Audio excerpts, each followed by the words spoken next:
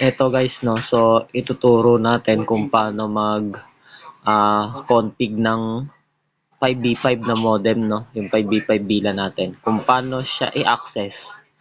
So ito yung 5v5 natin. So on the spot siya, nakakonect siya sa piso wifi, no. Ayan, naka mini PC siya.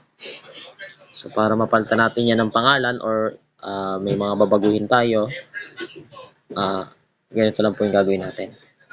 Punta tayo sa wifi settings. Then, connect tayo. Bali, test yung pangalan niya. Ayan. So, connected na. Then, palitan natin yung IP settings niya. Gawin nating static. Then, ang ilalagay natin dito is 192.168.100.10. So, dapat hindi siya magkaparehas ng IP. Ang ilalagay natin dito is salungat dun sa IP address niya. So, ang IP address nito is 192.168.100.1. So, gawin natin, .10 or mas mataas pa doon, hanggang 254 yan.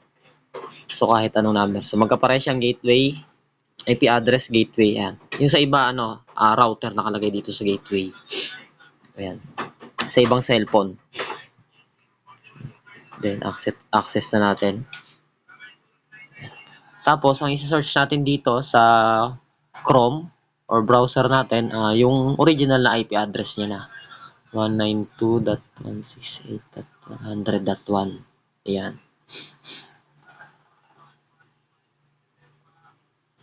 Bumitaw pala.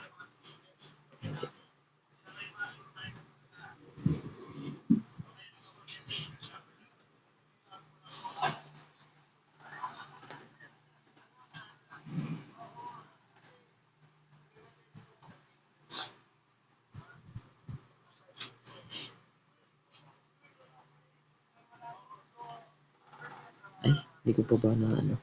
Ay, hindi ko pala na-save, sorry.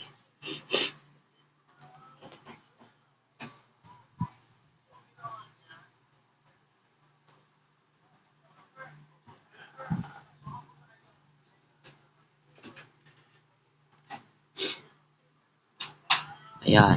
So, nakapasok na tayo.